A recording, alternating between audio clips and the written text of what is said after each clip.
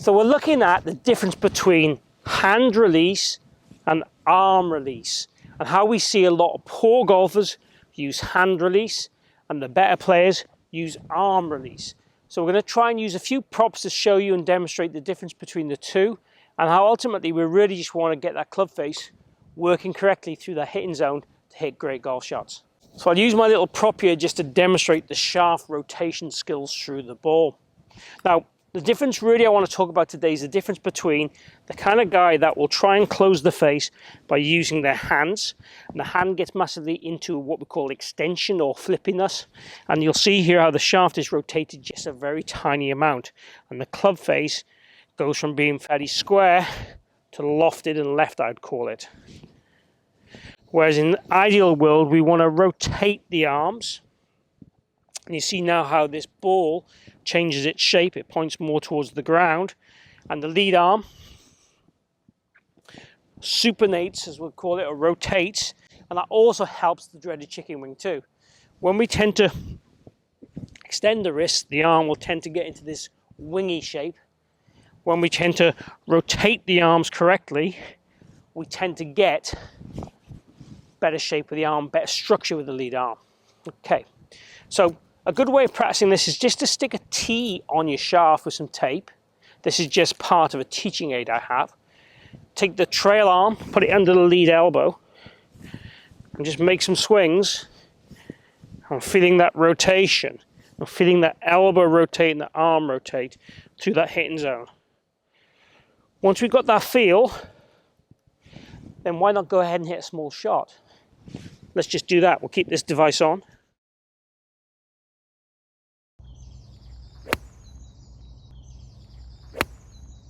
And that there, beautifully straight, felt ahead release. The release obviously helps the power. The rotation in the units helps create more speed.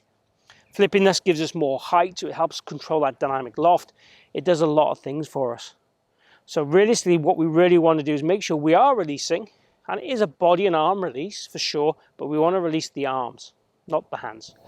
Just to help demonstrate this further, I've just got some tape on my arm. And again, if I go and do the flippy action, see this tape doesn't really move or rotate too much. If I go and rotate my arm, we'll see how that works and rotates around the corner, as I would call it, so that supination action. So if you want to put some tape on your arm, you're looking for it to move. If we're flipping, the tape's not moving too much. So increasing the movement and the range in that arm is a good thing.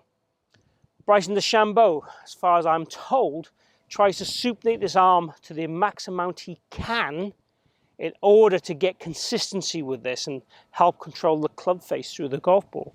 So again, this feeling, feel the tape moves, and then we're going to go ahead and hit a shot, trying to concentrate on getting that tape to move as best we can.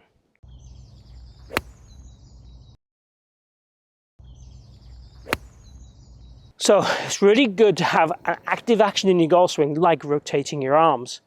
So make sure you put some tape on and have a go shot. I'm going to share with you one more little device, one more little thing to help demonstrate the difference in the two releases. So we're using Chuck It, which is designed to show release and also obviously used for other things. It looks like a dog tool, but basically the ball will release correctly if I release my arm correctly. So when we're talking about the rotation, hand versus arm release, what I'm going to try and show you first is a hand release. And let's see where the ball goes. So that was a slightly early hand release, but as you saw there, the ball came out straight away, didn't go very far, and it went to the right. Not great. Now the second one, I'm going to try and release correctly using my arm and body, and the ball should go obviously straighter, should, but also it'll feel and look a bit different, hopefully. So let's have a go.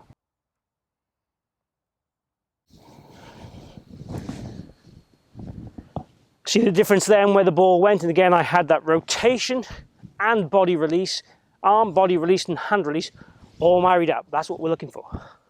So I hope you've enjoyed the look at the arm and hand action in the golf swing, the difference between the arm release and the hand release, and how that can change the trajectory and the control of the club face through the ball. If you have, please click like and share the video. Also, please join the conversation and post any comments and questions you have down below. I really welcome them. Also, please follow or subscribe if you haven't already, and hit the notifications button also. That means you get all my videos whenever I release them, all for free, YouTube will tell you all about them. Thanks for joining me today at the Forest of Arden. Catch you again here soon.